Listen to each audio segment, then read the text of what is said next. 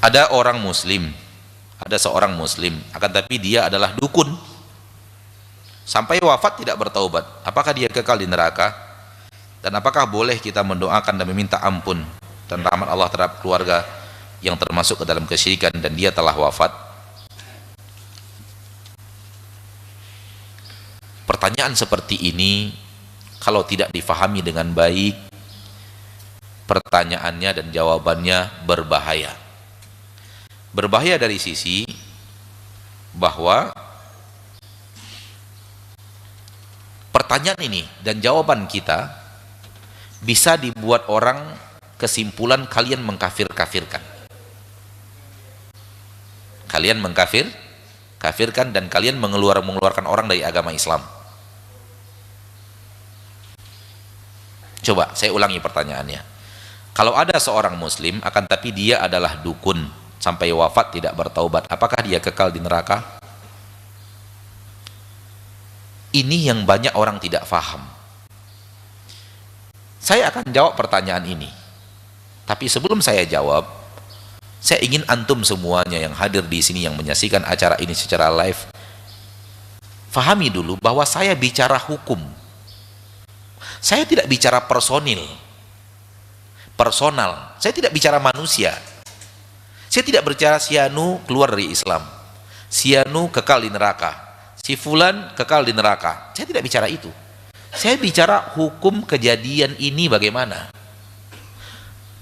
Hukum ini harus dijawab agar orang tahu apa hukumnya, supaya orang terhindar dari terjerumus ke dalam dosa itu. Bisa difahami? Contoh sekarang saya buat saja jawaban ringan, jawaban simpel. Nanti kita bahas sedikit, agak kita panjangkan jawabannya. Saya katakan orang yang dukun bukan muslim. Bukan muslim. Dia bermain sihir, bermain dukun, dia bukan sihir. Dia bukan muslim. Di dalam Al-Quran tegas Allah mengatakan, ya.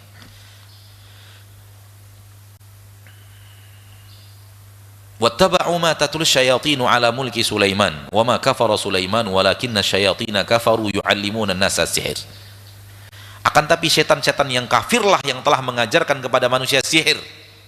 Wa ma unzila 'alal malakaini bi Babila Harut wa Marut wa ma yu'allimani min ahadin hatta yaqula innama nahnu fitnatun fala takfur. Dan Allah juga telah menguji manusia dengan mengajarkan ilmu sihir melalui malaikat Harut dan Marut.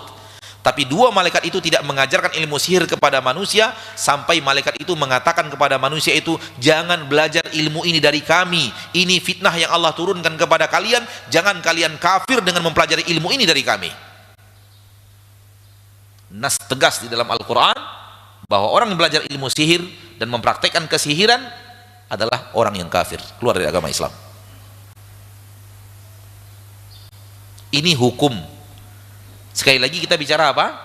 Kita bicara hukum. Kita tidak mengkafir-kafirkan orang. Tidak kamu kafir, enggak.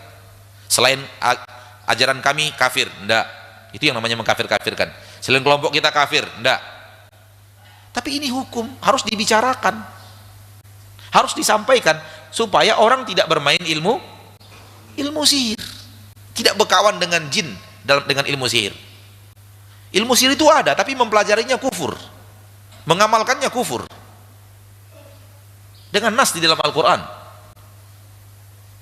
Jangankan mempelajarinya, mengamalkannya, menyantet manusia dengan segala kemampuan santet, mengarahkan hati manusia sayang, benci dengan ilmu-ilmu yang dipelajari dari ilmu-ilmu sihir, memberikan penyakit kepada manusia sampai dia mati, memberikan penyakit kepadanya sehingga dia bingung berpuluh-puluh tahun, pergi ke sana ke sini, dokter pun mengatakan kamu sehat, tapi dia kesakitan tiap malam.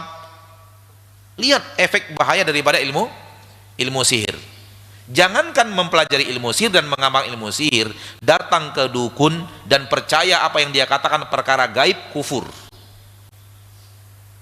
Kata Nabi SAW, man ataka hinan aw arrafan, barang siapa yang pergi ke dukun atau tukang ramal, fasaddaqahu bima yaqul, lalu dia percaya kepada apa yang dikatakan dukun itu, percaya apa yang dikatakan oleh tukang ramal itu, percaya saja, lihat, percaya, bukan dia yang dukunnya, percaya dengan apa yang dia katakan daripada perdukunan itu, faqad kafara bima unzila ala Muhammad, sungguh dia telah kufur kepada apa yang diturunkan kepada Muhammad. Karena itu syirik, nggak boleh. Dan syirik dan kufur selevel dalam akibatnya.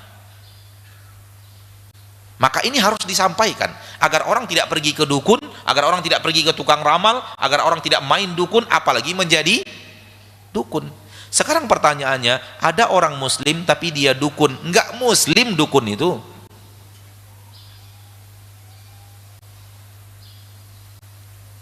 Muslim yang dukun berarti susu yang sudah kena, masih susu namanya, ya akhi.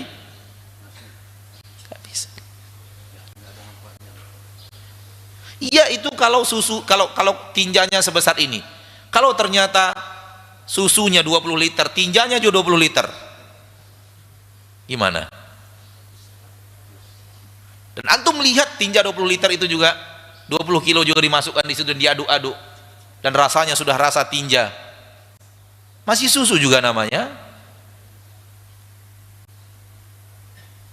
Ini hukum ya.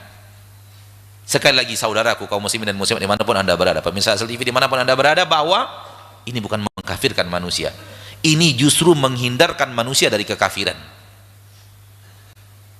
supaya manusia menghindari dosa ini dan tidak terjerumus dalam dosa perdukunan. Jangankan menjadi dukun, percaya kepada apa yang dia katakan saja nggak boleh. Pergi kita ke dukun karena percaya ini, oh barang kamu yang hilang ada orang ngambilnya, tapi tidak orang-orang jauh doh. Tuh gaya orang kan, orang-orang dekat. Percaya kita harus siapa orang dekat yang mulai kita curiga, paman kita, om kita, sahabat kita, anak kita sendiri. Subhanallah. Dan tidak sedikit cerita-cerita yang antum dengar, yang ana dengar, dan itu semua permainan jin, nggak boleh, ya, haram hukumnya. Kemudian juga sering sekali dukun mengatakan begini, kamu nanti begini, kamu harus begini, banyak sekali. Nanti disuruh oleh dia potong ayam, potong ini, cari ayam hitam serba hitam, sampai lidah-lidahnya pun hitam. Kenapa ayam hitam ya? Karena ilmu hitam. Ilmu kebodohan, ilmu kejahilan. Jahil itu hitam, ilmu ke maksiat. Dan tidak ada hitam yang lebih-lebih daripada syirik.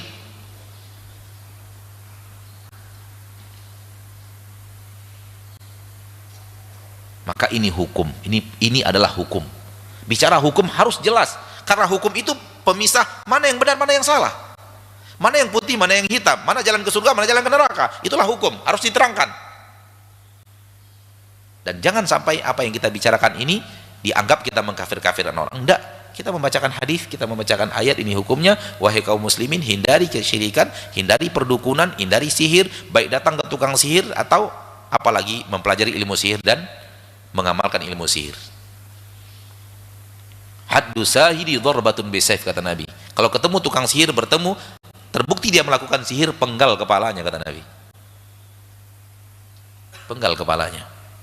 Bahaya sihir. Nah, wallahu alam.